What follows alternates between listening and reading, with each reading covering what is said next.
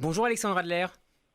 Bonjour. Je suis ravi de vous retrouver en ce dimanche après quelques jours de vacances pour commenter l'actualité géopolitique de la semaine. Au programme de ce 14e numéro de Mondovision, les élections en Israël, J-8 désormais avant ce troisième scrutin en un an dans le pays. Nous reviendrons également sur les primaires démocrates aux États-Unis. Nous nous interrogerons sur la dimension géopolitique de l'affaire Griveaux avant de nous séparer en évoquant la mémoire de Jean Daniel. Voilà pour le sommaire Alexandre, mais démarrons comme de coutume avec Israël. Nous sommes donc à 8 jours maintenant des élections générales et à en croire les sondages, on se dirige non seulement vers un troisième tour, mais peut-être aussi vers un quatrième scrutin dans quelques mois, selon une étude publiée vendredi par le quotidien Israël Hayom et la chaîne i24 News. Le bloc de droite obtiendrait le 2 mars 56 sièges contre 57 pour le bloc de centre-gauche et la liste arabe unie. Aucune majorité ne se dégage donc, à moins évidemment qu'Avigdor Lieberman et ses 7 sièges annoncés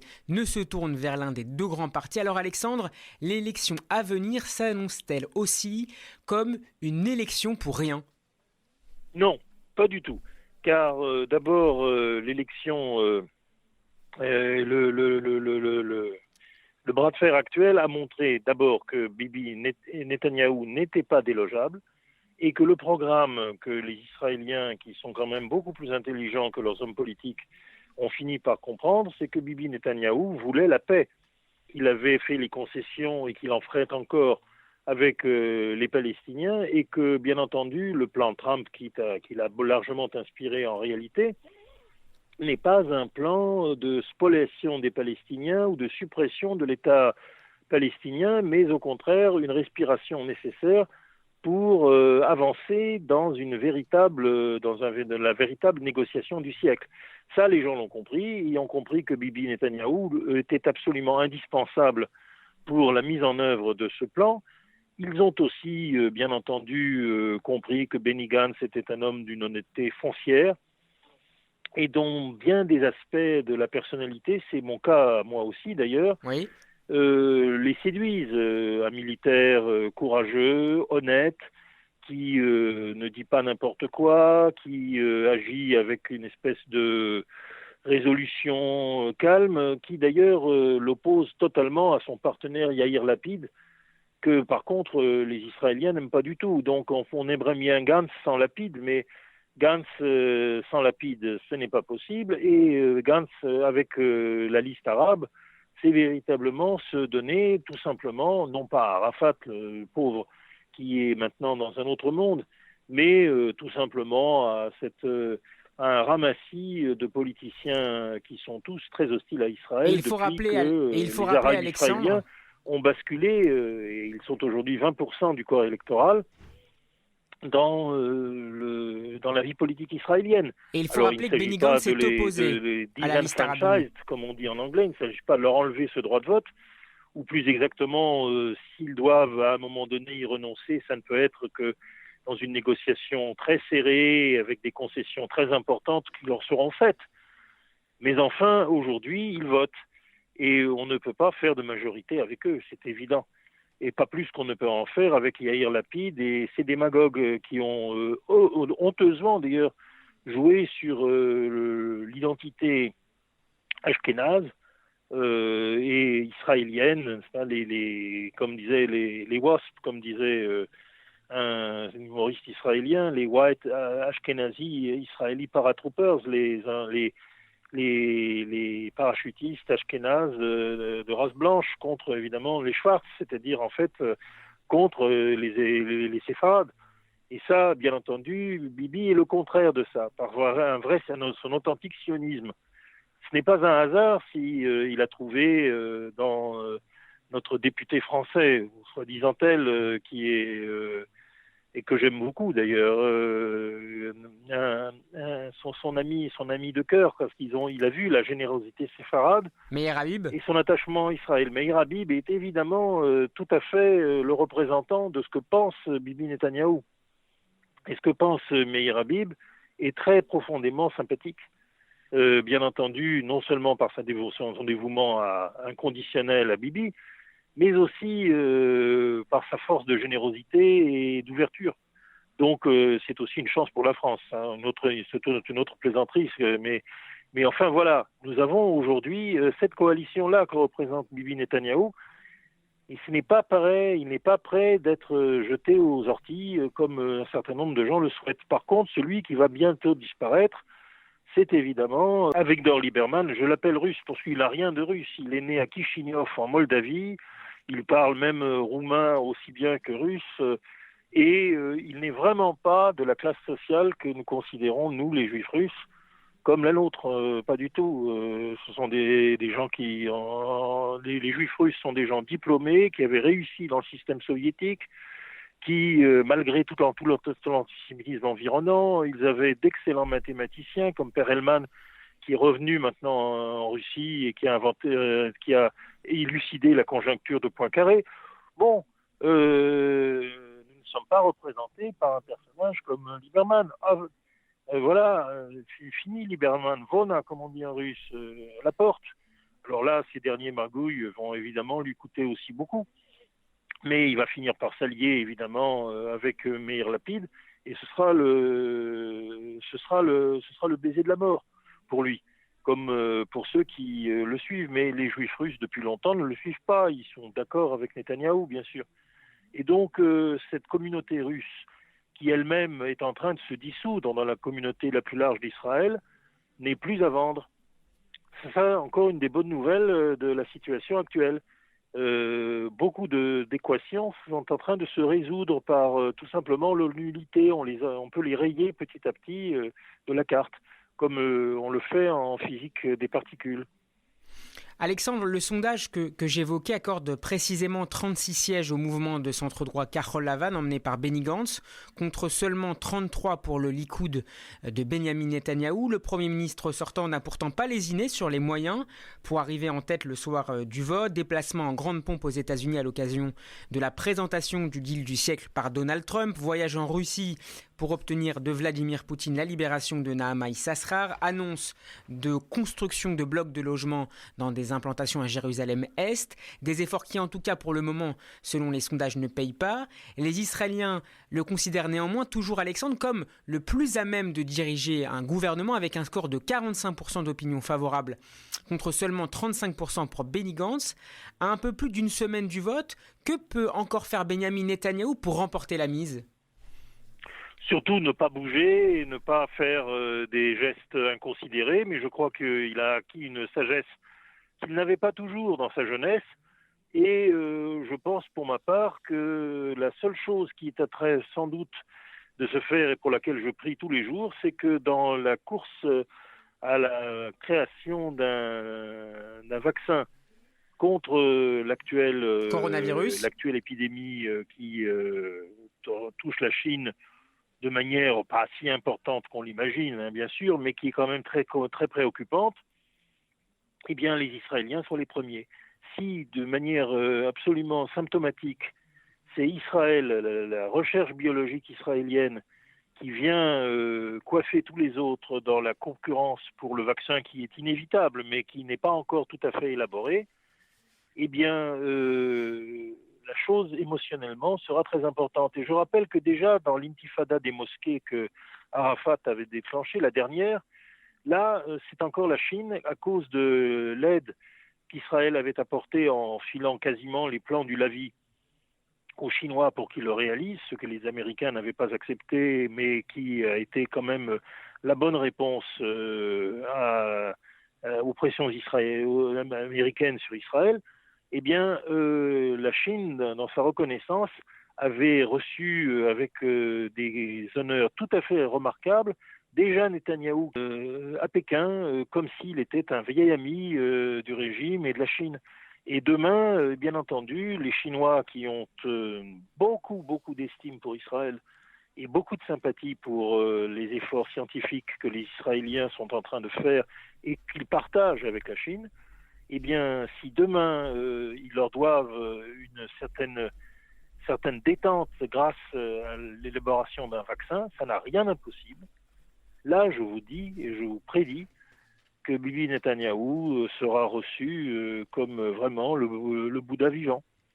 Et il le mérite. Ça risque néanmoins d'être un peu court pour les élections dans 8 jours, mais vous pensez qu'il lui reste néanmoins suffisamment de temps pour, par quelques gestes politiques, dépasser Benny Gantz et surtout obtenir une majorité de 61 sièges? Moi, je pense.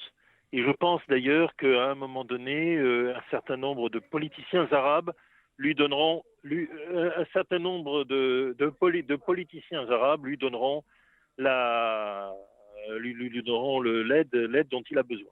C'est la raison pour laquelle je pense que tout n'est pas perdu pour lui, mais s'il y a un troisième tour, ce troisième tour, il le gagnera encore parce que les Israéliens pensent qu'effectivement, ça prend tout le temps qu'il faut, mais il le faudra. Mais je pense aussi qu'un certain nombre de personnalités politiques, et je pense surtout à Tzipi Livni, pour laquelle je suis particulièrement impressionné par le parcours qu'elle mène aujourd'hui, sont parfaitement capables à un moment donné d'être le vrai remplacement. Et Benny Gantz aussi fait partie du lot, mais évidemment ces alliances devront être défaites. Alexandre, rejoignons maintenant les États-Unis où a lieu cette semaine un nouveau débat entre les candidats aux primaires démocrates pour la présidentielle de novembre prochain. La prestation du milliardaire Michael Bloomberg mercredi à Las Vegas était particulièrement attendue à quelques jours du Super Tuesday du 3 mars, mais assailli de toutes parts, l'ancien maire de New York a globalement déçu les observateurs. Bernie Sanders a lui confirmé sa position de favori. Et je voudrais vous faire réagir, Alexandre, aux nouvelles déclarations du sénateur du Vermont.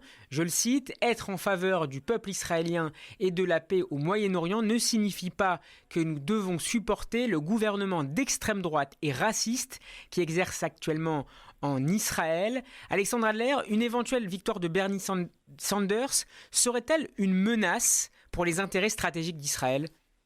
Écoutez, Bernie Sanders est un débile et un salaud. Et c'est véritablement, de tous les hommes politiques juifs du monde, the man I like to hate. Véritablement, c'est l'homme que je souhaite haïr, car tout en lui me dégoûte profondément. Bon, il a fait une bar mitzvah, semble-t-il, jeune homme, mais après ça s'est arrêté. Hein. Très vite, il a milité en fait dans le Parti communiste, bien entendu, puisque en fait son parti socialiste, soi-disant, dont il est soi-disant membre, ce n'est qu'un faux-né du Parti communiste new-yorkais et qui a continué à exister comme il était. Il a toujours défendu les causes communistes, donc les plus débiles, notamment dans le Vermont, dont il a été finalement le favori. Et ce personnage est éminemment déplaisant, bien entendu, a toujours été pour les Palestiniens, il a toujours été pour les Arabes, il a toujours été pour les Noirs les plus antisémites. C'est un juif antisémite, bien sûr.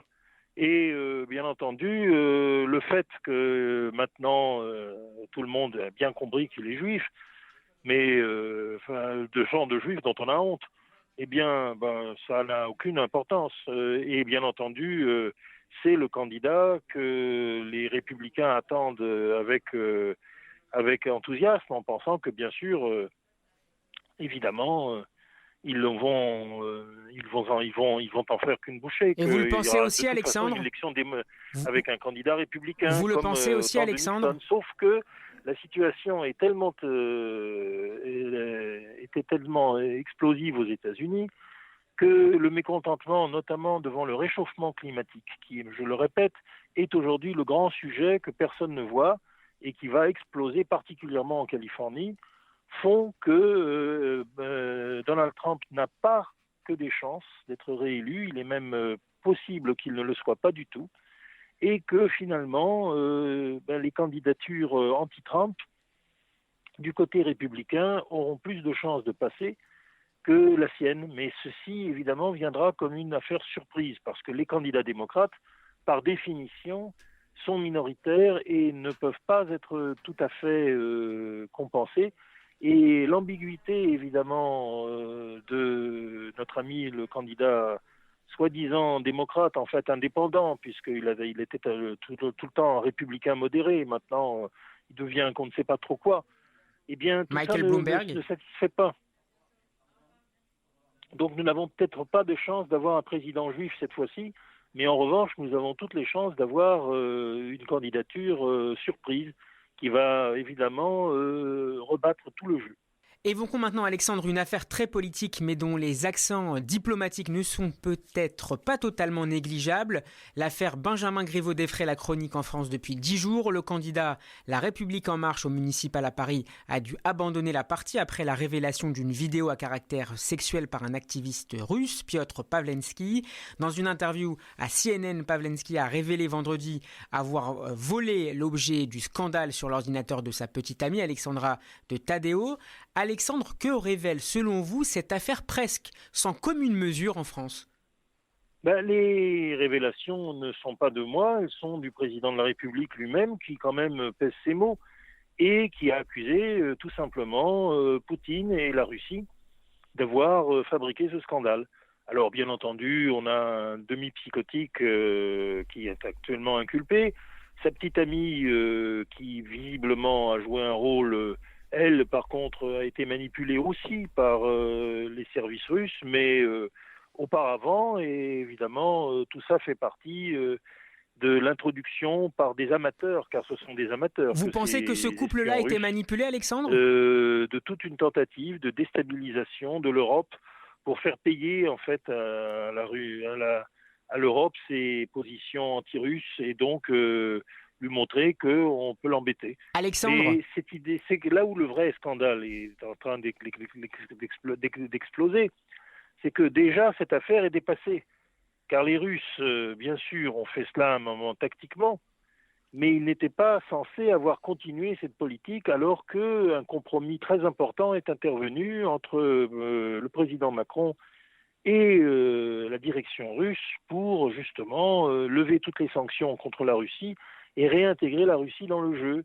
Alors, ce qui se passe actuellement, c'est le vrai scandale, c'est que beaucoup de politiciens russes de première importance, je ne sais pas qui ils sont, mais sont absolument furieux contre la façon dont les choses ont été menées et mettent un doigt accusateur sur Poutine. Non pas que Poutine soit menacé, bien entendu, il restera président, mais par contre, ce que j'ai toujours dit, il n'y a pas de pouvoir vertical en Russie comme cela, beaucoup plus en Chine d'ailleurs, mais en Russie non. En Russie, le chef doit toujours négocier avec un certain nombre de personnalités. Je ne sais pas qui elles sont, mais je sais qu'elles ne sont pas contentes.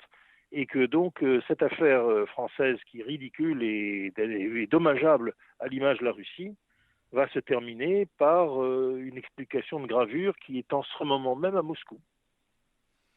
Alexandre, vous vouliez terminer cette émission en évoquant la mémoire de Jean Daniel, le fondateur du Nouvel Observateur et grande figure de la gauche intellectuelle française, est mort mercredi à l'âge de 99 ans. Sa vie a été marquée par de nombreux engagements contre le stalinisme d'abord, la colonisation française en Algérie ensuite et la résolution du conflit israélo-palestinien et plus largement israélo-arabe, ce qui l'a amené à prendre ces 2 dernières décennies des positions résolument critiques des gouvernements successifs de l'État hébreu. Alors Alexandre, que retenez-vous de ce parcours très riche? Vous savez, Jean Daniel était la quintessence de l'attachement à Israël et de l'attachement à ses amis. C'était un homme d'une valeur morale inestimable. Et bien entendu, on lui en veut beaucoup parce qu'il a dit des choses contre Israël qui ne correspondaient pas vraiment à sa pensée à un moment ou à un autre de sa vie. Moi-même, j'ai eu des polémiques avec lui là-dessus. Donc je le comprends, je comprends pourquoi beaucoup de gens sont en train de le rejeter, sans comprendre que d'abord, il a été, notamment au Maghreb, un avocat inlassable de la cause israélienne. Il l'a fait tout seul, pour aucun profit, et simplement par conviction. Mais comme les Israéliens, comme vous savez, c'est leur merveilleuse... leur merveilleuse sens culturel qui va, j'espère, un jour disparaître, ont l'habitude de ne jamais dire merci. Et quand on leur tend une porte, ils rentrent et puis ils vous claquent la porte à la figure. On sait très bien que c'est les Israéliens. Il y a même un mot en yiddish, dafke, qu'on traduit, c'est l'hébreu dafka. Voilà, en face, je te dis en face, je t'emmerde. Eh bien, à force d'avoir été maltraité, le pauvre Jean Daniel, qui était la politesse et l'amour d'Israël, a fini par se fâcher, alors qu'il avait mis toutes ses connexions, notamment au Maroc avec le roi Hassan II, au service de la cause israélienne et plaidant en permanence au Maroc, mais aussi chez ses amis algériens, la cause d'Israël, il a fini par s'irriter d'être si maltraité. Et effectivement, d'ailleurs, toute l'histoire des séfarades, ils sont beaucoup plus polis que les Ashkénazes, parce que nous avons pris les coups de pied au cul de la Russie pendant 2 générations, donc les Ashkénazes ne sont pas très polis, alors qu'ils l'étaient en Allemagne. C'est pour ça que les Juifs allemands sont maltraités aussi au sein du monde ashkénaze. Mais les Juifs séfarades sont très maltraités, l'étaient du moins. Et puis ils se sont vengés. Aujourd'hui, maintenant, on est poli avec eux en Israël. Mais on a toujours manqué d'être poli avec Jean Daniel. Et Jean Daniel, il en avait éprouvé une irritation et il nous renvoyait la politesse. Et je lui en veux pas du tout. Surtout maintenant, aujourd'hui, que Dieu l'a ramené à lui un peu trop tôt. Et ça me fait vraiment de la peine parce que son 100e anniversaire aurait dû être la consécration du rôle exceptionnel qu'il a joué dans la presse française et dans l'opinion française et dans la pensée française sur un certain nombre de sujets très importants. Eh bien, je saluerai d'abord l'excellent juif qu'il était, l'ami d'Israël et l'ami de tous les gens importants et intellectuels qui comptaient dans le monde intellectuel, à qui, comme un grand chef d'orchestre, il a donné la possibilité d'un grand journal. Et ça, vous savez, bien sûr, les compositeurs, c'est important en musique, mais les chefs d'orchestre aussi. Alors, on reconnaît quand même que Karajan était le plus grand chef d'orchestre de son temps. Il n'a jamais composé, ou très peu. Eh bien, Jean Daniel a écrit un petit peu, mais il a surtout été un grand chef d'orchestre, un chef d'orchestre exceptionnel. Ce serait peut-être le moment de le saluer et de saluer en lui une gloire d'Israël. Bien voilà pour ce témoignage personnel sur Jean Daniel. Alexandre Adler, c'est déjà la fin de notre émission. Merci à nos auditrices et auditeurs de plus en plus nombreux à nous suivre tous les dimanches. Vous pouvez podcaster cette émission sur notre site radioj.fr et sur notre nouvelle application mobile Radio J officielle. N'hésitez pas à laisser vos commentaires sur l'émission sur notre page Facebook. Excellente semaine à vous et à la semaine prochaine Alexandre. Et à la semaine prochaine Alexandre. Et à la semaine prochaine Alexandre.